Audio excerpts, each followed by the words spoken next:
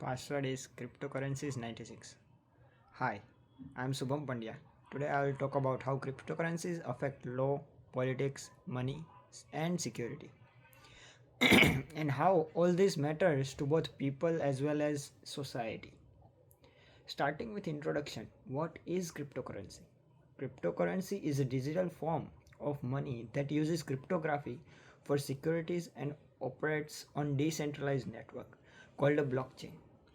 It allows people to send, receive, and store value without relying on banks or governments. Examples are Bitcoin and Ethereum. Cryptocurrencies is digital money that works without banks. So, in this presentation, I will cover legal, political, economic, and security sides of these all, which connects and affects people every day. Question you might ask, why not focus on just one part of the security side, as I am currently enrolled in cybersecurity? So to answer to that is, to its nature, cryptocurrency affects everything together: rules, government, money, and personal safety. I'll explain each perspective as we go by in this presentation. So let's hop right into it. Alright, so let's talk about the legal side of cryptocurrencies. And believe me when I say that cryptocurrency is wild mix of different rules depending on where you are in the world. Let's start with USA. USA is probably the most high profile player when it comes to crypto regulations. But honestly, the USA's approach has been kind of chaotic, or we can say that it's a bit of confusing. There is not a single law for crypto. Instead, different government bodies are all stepping in from different angles. The Securities and Exchange Commission (SEC), for example, treats some crypto projects as if they are selling illegal securities. So companies like Coinbase and Ripple have been dragged into legal battles over whether the tokens they offer are securities or not. These cases are big deal because they might set legal precedents for how crypto is treated across the country. Now, comparing that with European Union (EU), the EU has taken a more organized approach with this thing called MiCA, Market in Crypto Assets. It's for it's the first complete legal framework made just for crypto. MiCA tries to give clear rules around the customer protection, anti money laundering, and how crypto companies should operate. It's more like forward thinking, and honestly, a lot of people believe it might make Europe a better place for crypto innovations. Then there's Canada, which kind of sits in the middle. Canadian regulations, especially the CSA, Canadian Securities Administrators, treat crypto trading platforms like security dealers. So if you are running a crypto exchange in Canada, you have to follow a bunch of rules, just like regular investment firm. It's strict, but regulations are clear. Now let's shift towards taxation, which is another huge legal area. In the US, the IRS, or we can say International Revenue Service, says that crypto isn't money, it's actually a property. That might sound like technical detail, but it's actually a big deal. It means every time you use crypto, even if you just buy a coffee with Bitcoin, it counts as a taxable event. You are supposed to calculate how much value changed since you got it and report that as either a gain or a loss. So, yeah, it gets really complicated. And while failing to report your crypto taxes might start as a civil issue, it can become a criminal offense if it looks like you are trying to cheat the system. Considering all of the above, especially when we talk about international law, jurisdiction, and enforcement, one of the biggest challenges with crypto that it doesn't stay in one country. It's borderless by nature. So if a developer creates a token in Singapore or China, sells it online, and it is bought by someone in Canada whose laws apply on the crypto. It might sound a small issue at first. However, the huge question it is a huge question in international law. Jurisdiction is another messy issue. The SEC is trying to regulate companies all over the world just because their tokens are available online. But is that fair? And can they actually enforce it if the company is based in another country or run by anonymous people? And of course, enforcements become even more difficult when we are dealing with decentralized systems. There is no CEO of Bitcoin you can call it into the court. So regulators have to get creative and often aggressive to hold people accountable. Lastly, the line between civil and criminal law is very thin in crypto. A project might start off just being non compliant with registration rules. That's civil. But if it looks like scam or tax fraud, it can quickly escalate into criminal territory. That's why legal clarity in crypto is so important. So yeah, landscape of crypto is complex. It is still evolving and it varies dramatically depending on where you are. But understanding these challenges from global regulations to tax laws is key to making crypto safer and more reliable for everyone. Password cryptocurrency is 96. Now, one of the most important legal battles in crypto world and the one I personally waiting to end is Ripple versus Securities and Exchange Commission SEC because I invested in Ripple. So Ripple Labs in is a company behind the digital token XRP, also known as Ripple, claiming that XRP is a security and that Ripple sold it legally without registering it. Sorry, illegally without registering it. While Ripple Labs argued that Ripple is a digital currency and not a security, and that it functions like a Bitcoin or Ethereum, which are also digital currencies. This case matters a lot because it could help us define a key legal question. What exactly counts as security in the world of cryptocurrency? If court sides with SEC, then like then many other crypto tokens might also be seen as securities, and also if court sides with Ripple, then cryptocurrencies will get many freedoms. However, it could give industry more freedom and clarity about what is allowed if Ripple won its case. On the other hand, if uh, SEC won its case, then they would need to follow a strict rules, as well as there are other cryptocurrencies that also have to follow these rules. Beyond the US, this case also has global implications. Other countries are watching closely, and the outcome could influence how crypto is regulated around the world, basically setting a legal precedence internationally. This case shows how legal frameworks are being tested by new technologies. It also highlights the role of court procedures and shaping big industry outcomes. And of course, a lot of it depends on admissibility of evidence, like Ripple's internal emails and how they promoted Ripple, which the SEC is using to build its case. In short, the Ripple case isn't just about one token. It's about the future of how crypto will be regulated worldwide. So, a question arises. Why does this matter? Why does identifying crypto as either security or digital currency matters? So answer to that is it matters because it could change how developers and investors work with crypto.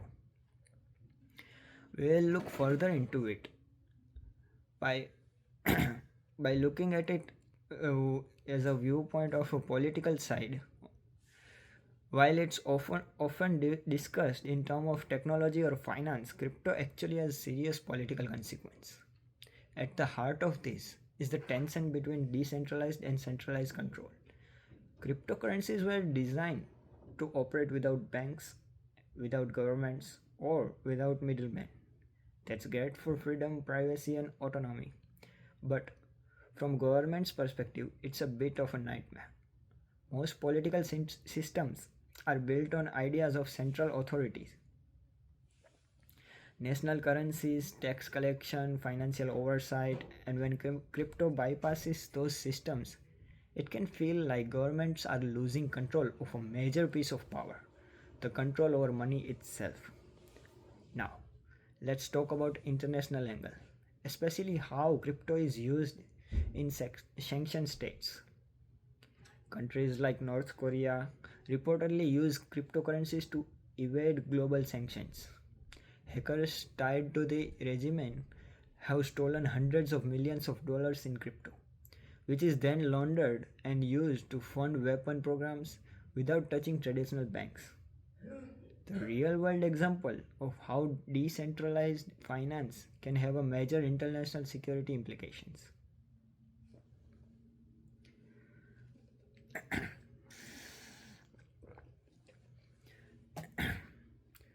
On a more local level, there are also concerns about political donations and transparency.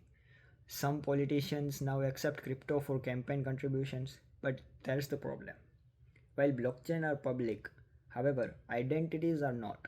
It is possible to make large donations without clearly knowing where they came from. That's a serious risk for political integrity, as it opens door for foreign influence, untraceable money, and weaken oversight. So now let's connect this to concept which we already know. We talked about international relations. Crypto is creating new power dynamics. Smaller or sanctioned states can use it to escape traditional global systems. And when it comes to regulatory overreach, some critics argue that aggressive crypto regulations are governments trying to protect their own control rather than actually protecting consumers. So there is a delicate balance between national security and personal freedom. And here's a question you might be thinking, like, crypto can crypto really be controlled by governments, or is it too decentralized? That's fair. Like, from my point of view, the answer is partly. Only a part of it is controlled by government, and other should be decentralized. Government can regulate on RAMs, meaning the decentralized exchanges where people convert crypto into traditional money. They can regulate companies, individuals, and banks to interact with crypto. But when it comes to decentralized platforms like peer to peer wallets and protocols with no headquarters or CEO, enforcements become extremely difficult. That's where the political systems are struggling to keep up. In the end, cryptocurrency challenges the traditional roles of government in regulating money, securing borders, and protecting democratic systems. And the political world is still figuring out how to respond to these kind of things. Question: can governments really control crypto? Answer to that might be difficult to answer. Only part of it can be controlled by government since it is true decentralized and is harder to control, like applying taxes or to have logs on transactions on individuals, because if any activity is recorded, then log can help a lot as evidence. Moving on now, on to the next topic: macroeconomics impact of cryptocurrency. First off, one of the most talked issue about cryptocurrency is market volatility. Crypto prices can swing wildly within hours. We have seen massive rallies followed by a huge crisis. For example, Bitcoin dropped from nearly $69,000 in late 2021 to under 20,000 in just a year. These sharp changes affect not just individual investors but also companies that hold crypto on their balance sheets. That kind of volatility creates serious risk management challenges, especially for businesses trying to plan financially in such an unstable environment. Another hot topic is whether Bitcoin can act as a hedge against inflation. After the booming of cryptocurrency, some people are comparing Bitcoin with gold, like the idea that is it's being limited in supply and so it should hold value when flat currencies lose purchasing power like dollar or any other currencies. But the reality is still up for debate. In practice, Bitcoin hasn't consistently moved opposite to inflation. Sometimes it follows tech stocks more than it follows traditional inflation edges. So while the theory is interesting, the real world behavior is still not too unpredictable to say for sure. Now, let's talk about CBDCs, which means central bank digital currencies. These are digital versions of national currencies like digital dollar or euro, created and controlled by government. And unlike cryptocurrencies, CBDCs are centralized and fully regulated. Countries like China are already testing them. Others are considering rolling them out. The rise of CBDCs could reshape national monetary system, like changing how money flows, how bank operates, or how central banks implement policy. They could also directly compete with decentralized cryptocurrency, potentially squeezing them out of everyday use. Finally, companies holding crypto assets need to constantly reassess their value due to price swings, which affect their financial statement. And risk managers must figure out how to protect organizations from crypto exposures, whether it's through hedging strategies or policies on digital asset investments. So, in macroeconomic sense, we can say that cryptocurrency is not just a niche tech trend. It's becoming a factor that global market affects. Central banks and major companies also have to pay attention to. Say, if it's so unstable, how can it be useful? Right?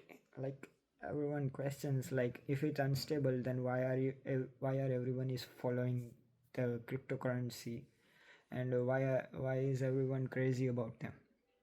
From my point of view, it has a potential, but right now it is still risky. So another approach is that governments should develop their own crypto where it has semi decentralized nature with less volatility, kind of like a money but decentralized. So we can have our privacy and freedom, and as well as government can partly track can have a track of it. Okay, let's move on to the next topic, microeconomic impacts. We are really talking about how it affects individual people, both the risk and the opportunities. Let's start with the risks. One of the biggest issue is that cryptocurrency is still like a wild west. People fall victim to scams, rug pulls, phishing attacks and hacks all the time as it is a digital currency and no one has a physical control over it other than they can have it on a pen drive or in a safe. The lack of regulations in many areas makes it easier for bad actors to create fake coins or websites that steal users' money. And once crypto is stolen, it's nearly impossible to recover. There is no customer support line like traditional banks. At the same time, though, crypto has opened up financial access in some parts of the world where banking systems are either weak, slow, or corrupt. For example, Nigeria. Many people use crypto to store value or receive payments from abroad, avoiding high re- remittance fees and inflation. And in El Salvador, Bitcoin was even made legal tender, a bold move meant to boost financial inclusion, especially for those without access to traditional banking. So, while risky, crypto can also be powerful for economic empowerment. Now, let's talk about costs. Crypto has been promoted as a cheap way to send money, and that's true in some cases. However, but not always. For instance, like Bitcoin can spike during network cognition, making small transaction is expensive. Now, newer blockchains like Solana, Polygon, and other newer blockchains, on the other hand, offer faster and much cheaper transactions. This highlights how innovations within crypto is trying to balance efficiency with security, but also shows that not all crypto experiences are equal for users. Now, trying this into our course theme, this is where ethics and crime came into play. It raises ethical questions. Are we encouraging a system that helps people or one that exposes them to harm? And in terms of societal technological impact, we have to consider how this tech is shaping people's lives for better or for worse. Like some people might get scammed, some people might get rich by investing in crypto, especially in developing economies where it may replace traditional banking altogether. So, in short, at the individual level, crypto offers a new freedom financial tool, but also has serious risk. Navigating this space safely requires education, regulation, and responsible innovation. So, after listening all this, you might have a question like what happened that made government of most countries decide to form regulations. Like one of the fraud incidents happened in Japan in 2014 when cryptocurrency was just 2 years old. Mt. Gox, once world's largest Bitcoin exchange, filed for bankruptcy. And the reason for that? They lost over 850,000 Bitcoins worth $450 million at that time and were lost due to alleged hacks and poor internal controls. So as a result, cryptocurrency exchanges introduces the Payment Service Act, which was introduced by Japan, and they were one of the first countries to create legal framework for cryptocurrencies. Similarly, there is another incident to OneCoin between 2014 and 2017, which was originated in Bulgaria, marketed as a cryptocurrency. OneCoin was a pyramid scheme. Billions were collected from investors worldwide. Its founder, Ruja Ignatova, disappeared in 2017. It exposed the need for consumer protection laws and cross border fraud enforcement. Interpol and other agencies now pay closer attention to fake cryptos offerings. However, they are not always successful. Now, similarly, just a few years ago, an algorithmic stablecoin, Terra USD, or we can say Terra, and its support coin Luna collapsed, wiping over 40 billion in investors' money. This is a huge loss. Triggered discussion on regulations of stablecoins, leading to proposed bills in the US and new rules in South Korea's digital asset framework. So it isn't about people know about such incidents or not, since it's clear from that whether a technology is new or old, there will be scams, misconducts happening which result in huge losses. Moving on, from security perspective, the major vulnerabilities in blockchain systems, because while blockchain are often called secure, they are not bulletproof. Since every system has a backdoor or can be cracked if done correctly. One of the most well-known threat is the 51% attack. This happened when a single group gains control over more than half of a blockchain's computing power. With that majority, they can rewrite the blockchain's history, double spending coins or blocking transactions. that it's rare on a large blockchain like Bitcoin, but smaller ones are more at risk. And more people are investing in smaller coins since they not everybody has funds to invest in a large cryptos. And then there is a famous DOI hack back in 2016. The DOI was nearly decent. Sorry, the DOI was an early decentralized investment fund built on Ethereum. Due to a flaw in its smart contract, a hacker was able to drain 60 million worth of funds. The attack didn't happen because Ethereum itself was weak. It happened because the smart contract wasn't coded securely. And that brings us to today's DeFi, decentralized finance, where millions of dollars are locked in contracts that sometimes haven't been fully audited. One small bug can lead to huge losses. Another overlooked issue is privacy. While blockchain is transparent by design, this can be a double edged sword. Every transaction is permanently recorded and visible to everyone. Even though wallets are anonymous, patterns of behavior can sometimes reveal identities.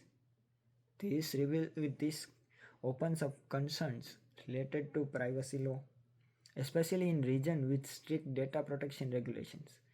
Like anyone can find who made the transactions by backtracing about the accounts. Trying this into our trying this These issues touch on computer security law, as coding vulnerabilities create legal gray areas around the liability. They also raise questions in privacy law, particularly when people's financial behavior can be tracked. And finally, these kinds of attacks show how blockchain can misuse by perpetrators of crime, making enforcement and prosecution difficult when identities are hidden behind the wallet addresses. So while blockchain has a huge potential, no doubt about it, it also brings new risks, both technical and legal, that we are still learning how to handle. And this makes us question cyber as a cybersecurity student, that are these vulnerabilities fixable or are they inherent to blockchain? The answer is that we might think whether these risks are permanent or not. Many are fixable through protocol upgrades, but the threats landscape evolve rapidly. As it is still a type of technology, once it starts developing for more common use, which it already is, new vulnerabilities and issues might occur while solving existing ones, which will be same as an application or a website. Moving on, let's take a individual's point of view, where users face some of the most common and dangerous security risks in the cryptocurrency. One of the biggest threat is phishing. This is when attackers trick users into revealing their private keys or login credentials by sending fake emails, setting up a fake website, or posing as a trusted platform. These attacks often look very real, and once attackers has your information, your crypto is gone, and there is no bank to call to get it back. And then there is malware. When there is a software issue, there will always be a problem with malware, especially clipboard hijackers and keyloggers. These are small malicious programs that can run quietly in the background of your device and you won't even know. Clipboard malware, for example, replaces the wallet addresses that you copy with attacker's address. So when you think you are sending funds to your wallet, you are actually sending them to a thief's wallet. It's subtle and scary effective. That's why tools like cold wallets and multi-factor authentications are important. A cold wallet is a crypto wallet that stays offline. It can't be hacked over the internet, which makes it one of the most secure ways to store digital assets. And multi-factor authentication adds an extra layer of protection. Even if a hijacker has your password, they still need a second code from your phone or to authenticate app to get in. Now, You might be thinking this many securities can make it secure, right? No. To put this into perspective, Chain Analysis reported that over 1.7 billion was stolen in crypto related scams and hacks in just 1 year. That's not just big money, it shows how critical it is to take personal security seriously. TRM Labs also highlights that social engineering, like phishing, remains a top attack vector for targeting both everyday users and even corporate wallets. Now, connecting this to what we have been studying. Like, this is where forensic technologies come in. Investigators need to trace transactions through blockchains, even when the attackers mix services to hide tracks. Encryption plays a dual role. It protects your data, but it can also make incident response harder if devices are locked or wiped. Speaking of which, incident response is crucial. Knowing how to report, isolate, and contain a breach means the difference between losing everything and recovering some ground. So, the message here is simple. Crypto security isn't just about fancy tech, it's about smart habits, right tools, and understanding the threats before they happen. And even though after understanding them, there might be a possibility that they can still happen. So, here's might some might question, like, if crypto is so insecure at the individual level, why do people still use it?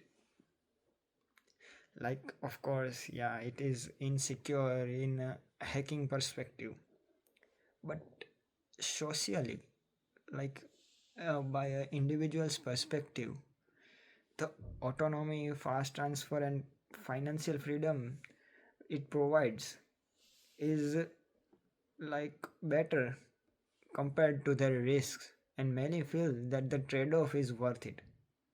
Like, for example, bringing any physical asset like money, gold, etc. to another country, you have to fill forms or declare in documents. And as for gold, there are already many restrictions on how much you can bring on a flight, which is inconvenient and also feels controlled. That's why people choose trans to, choose to do transactions in cryptocurrencies.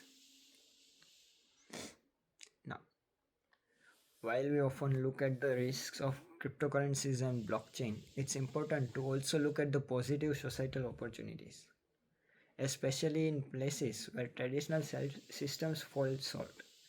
Like, many countries, they are not as developed as other countries. Their banking systems are corrupted. One of the major financial access for unbanked is, in many countries people don't have access to stable banks, but they do have smartphones and internet. With just a crypto wallet, they can now save money, send and receive payments, and participate in global markets, all without needing a traditional bank. This is especially impactful in regions like sub-Saharan Africa or parts of southern Asia. Another big opportunity lies in remittance of money sent by migrants worker to their families. Like, they won't have to pay extra charges. Traditional services like Western Union often charges high fees and take days to process. Crypto can make this transfer almost instant and much cheaper, like swiping a credit card, helping families keep more of the money they rely on. Beyond finance, blockchain has potential in governance since it's transparent and tamper resistant. It can also be used for things like voting systems, public records, and anti corrupting tracking. Government and organizations can use it to create trust through visibility. So, normal people donating to them can know where their money are going. Once something is recorded on blockchain, it can't be easily altered or hidden. Now, trying this back to our course, these use cases link directly to political reform and economic inclusion. Blockchain gives people a voice and access where traditional systems may have excluded them. It also ties the audit standards. but every transaction is recorded permanently, creating a built in audit trail that can be a powerful tool for accountability.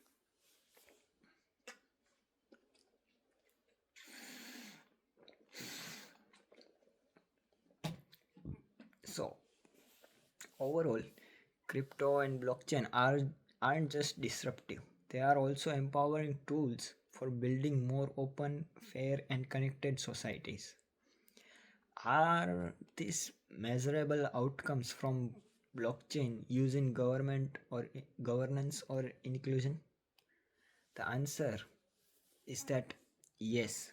For example, blockchain voting pilots and remittance networks in Africa are already showing promise since they are decentralized and available for everyone to check it out.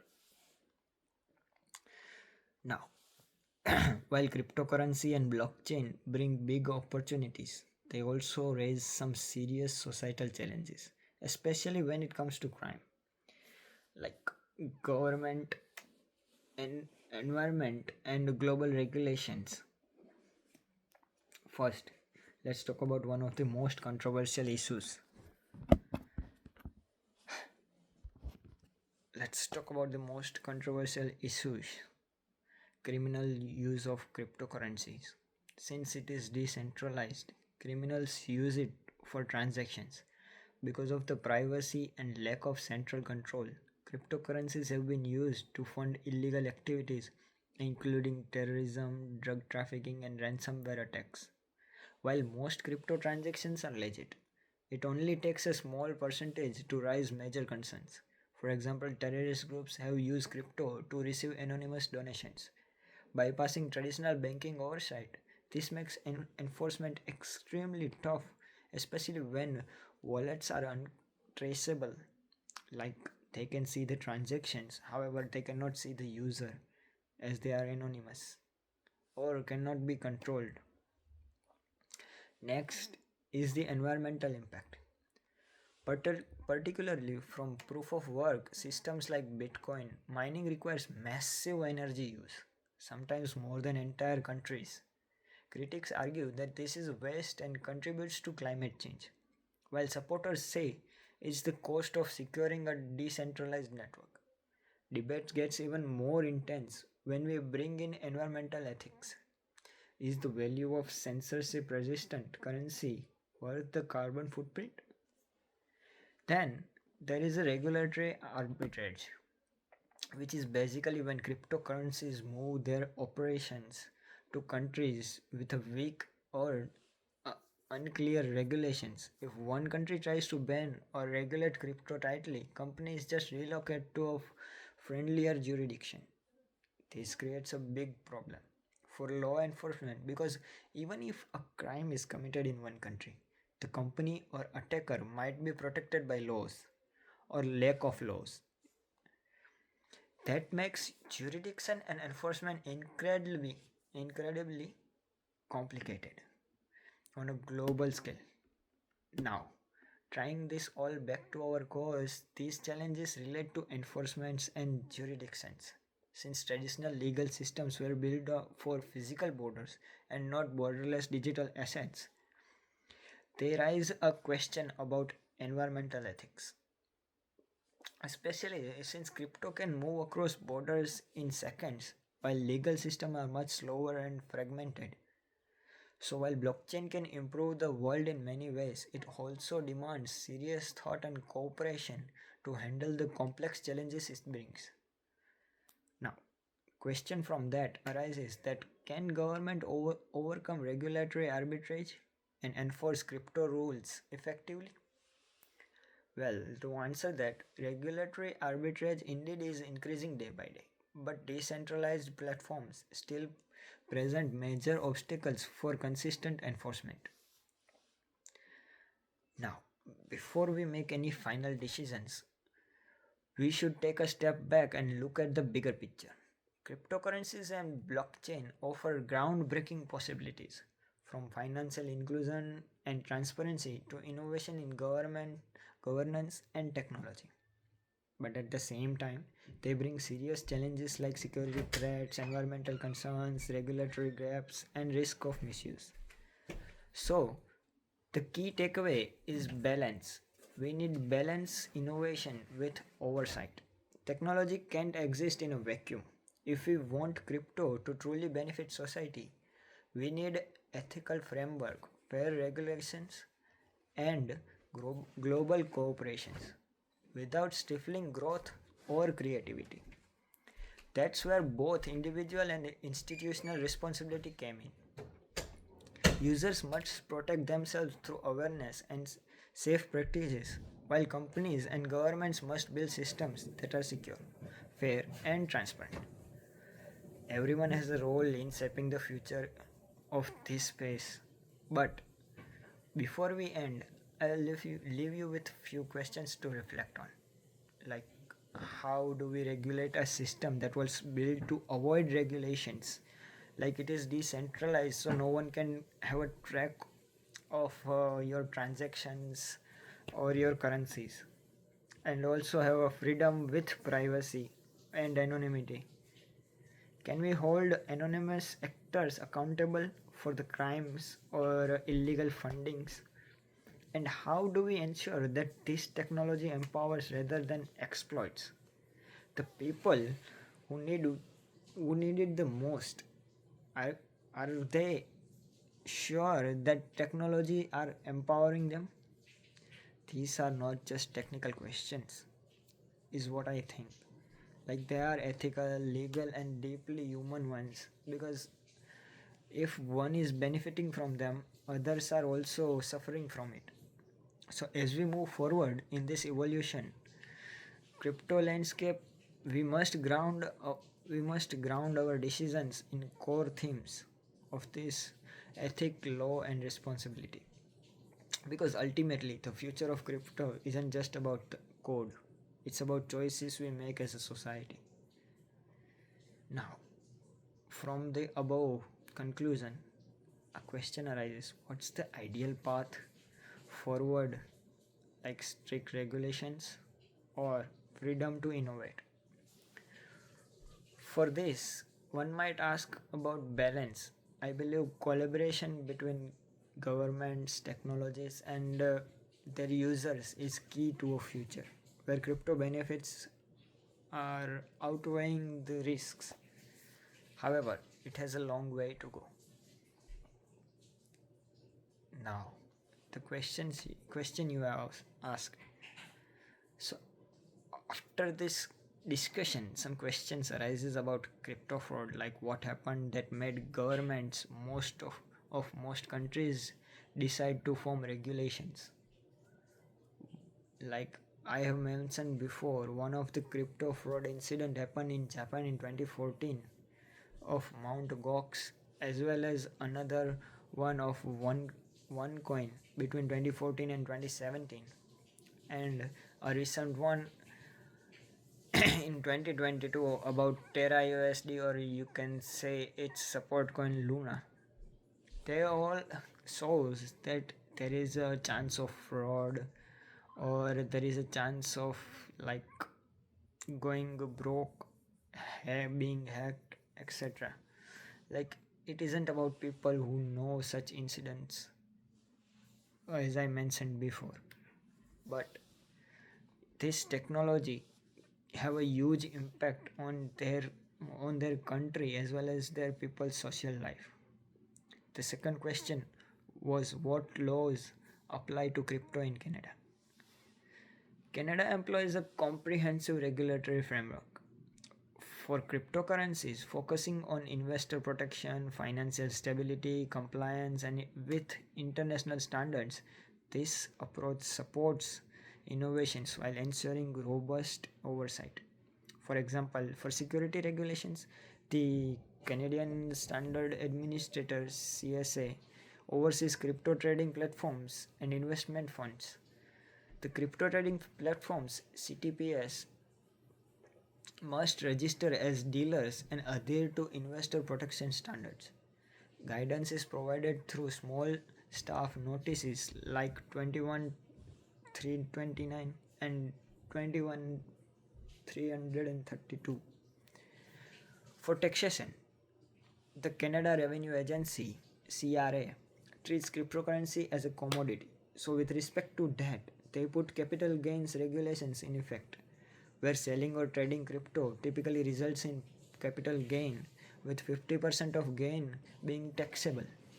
For anti-money laundering under the Proceeds of Crime and Terrorist Financing Act (PCM-LTFA), registration crypto agencies are classified as money services businesses (MSBs) and must register with Financial Transactions and Report Analysis Center of Canada. Also, the travel rule on this is that since 2021, the travel rule requires virtual asset service providers (VASPs) to collect and share sender and receiver information from transactions over $1,000 Canadian dollars. For banking and financial institutions, the Office of Superintendent of Financial Institute has issued guidelines for federally regulated financial institutions. Capital and liquidity treatments like outline how banks and issuers should manage crypto assets and its exposure, which will be effective from late 2025. So the initiative is already been taken. However, with more development, new regulations and rules should be developed. There will be new updates. So there will be new rules and regulations with respect to that. I have learned this through Canadian Revenue Agency, which which says that reporting your capital gains as a crypto asset users. I have provided the link in the document below. Now, finally, for the references, I want to acknowledge references I referred to while learning about this topic. Like I referred to official sites like SEC's Crypto Assets and Cyber Unit, also US and the ESMA's page on MICA regulations. For taxation issues, I looked at the IRS's guidance on virtual currencies. Also, I have provided other links that given me a few of our sites, like how other countries think about cryptocurrencies and how are they going to regulate them. To explore crimes and safety risk, I used the chain analysis of 2025 crypto crime report. And for broader ethical view, I refer to IASC Insights IASC Insights article on ethics of cryptocurrencies. Finally, I included the Canadian Securities Administrator (CSA) guidance on crypto regulations, which was published on its websites. Like these sources help me factual factual grounding and expanding my perspective for everything we discussed, and from a legal framework to ethical societal challenges. And that's all for me. Thank you. Password cryptocurrencies 96.